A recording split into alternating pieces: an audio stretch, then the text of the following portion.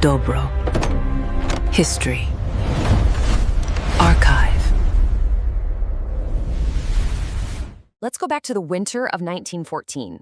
The world is just 5 months into what will become the First World War, and it's already a nightmare. But then, in the middle of all that mud and misery on the Western Front, something truly impossible happened.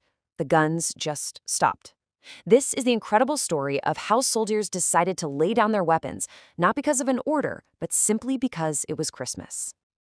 You know, this quote from Graham Williams really just says it all, doesn't it?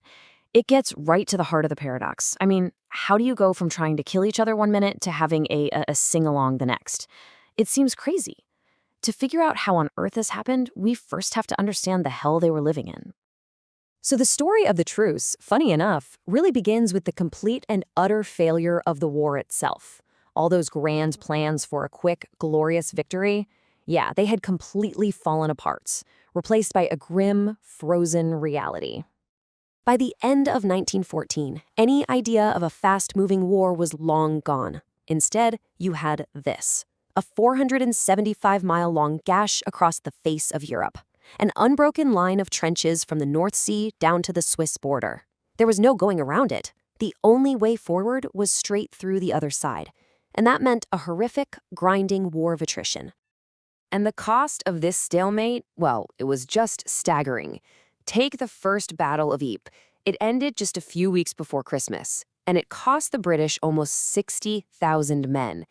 To put that in perspective, that single battle basically wiped out Britain's entire original professional army. The optimism of August was well and truly dead.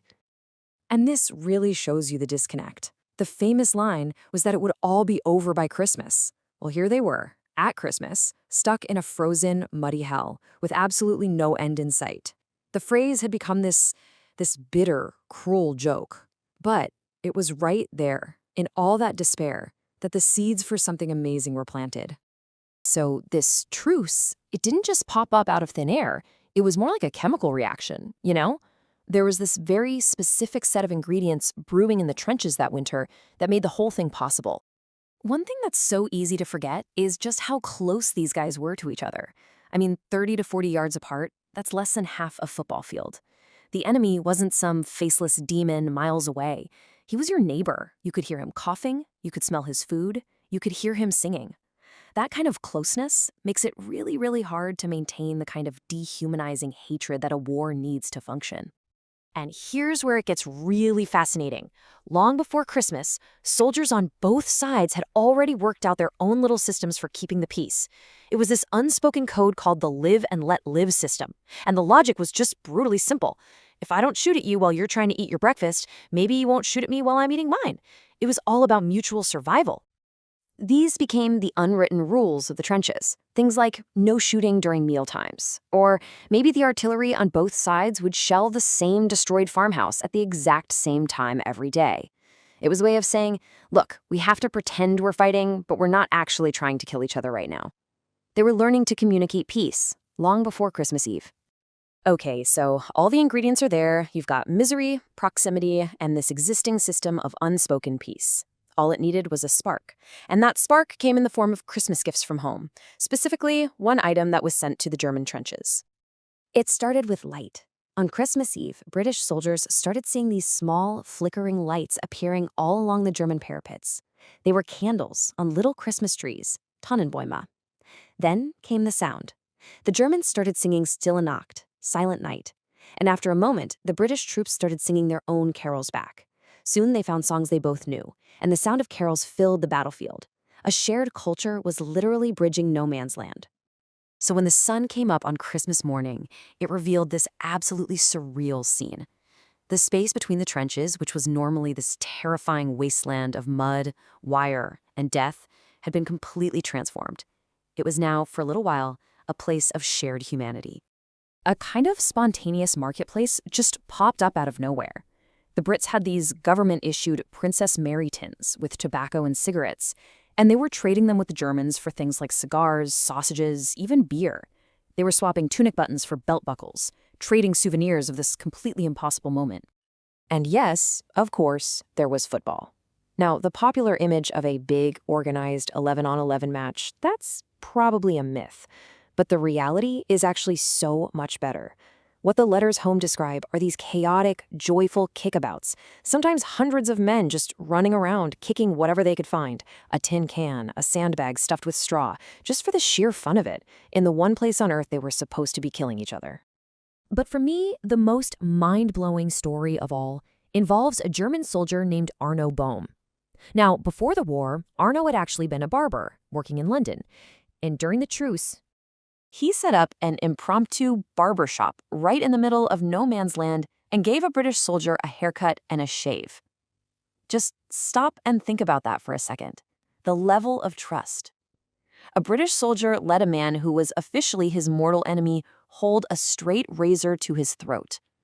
It was the ultimate act of faith, a total rejection of the rules of war.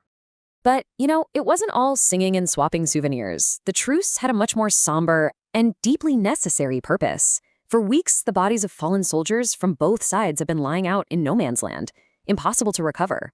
So now these men worked together to bring their comrades back, to give them proper burials, and in some cases, they even held joint funeral services. So while all of this incredible humanity was breaking out on the front lines, what did the generals back at headquarters think? Well, they were horrified.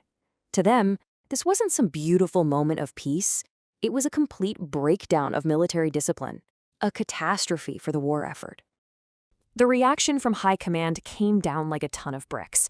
They issued strict, explicit orders. Fraternizing with the enemy is now forbidden. And look at the punishment: treason. They were saying that shaking an enemy soldier's hand was now an offense punishable by death. It shows you just how much the war depended on these men hating each other, and how terrified the generals were when they saw that hate just melt away.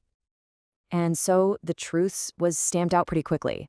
The war machine roared back to life and kept on grinding up men for 4 more agonizing years.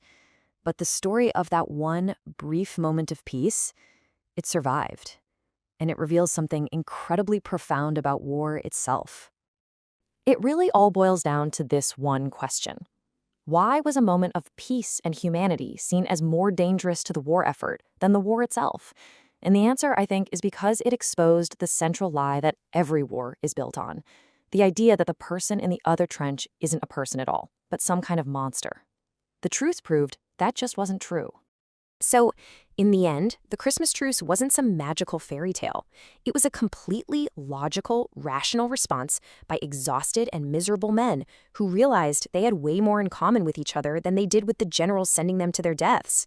It proved that the whole concept of an enemy is an artificial idea, a political construction that can completely fall apart the second you actually look that person in the eye. Nothing on this scale ever happened again. The war machine learned its lesson and made sure of it. With the passing of the last survivor, this incredible event has now passed from living memory into history. But its legacy is this powerful, lingering question. If the soldiers on the very front lines, the ones ordered to do the actual killing, could find peace on their own in just a single day, what does that say about the wars their leaders order them to fight?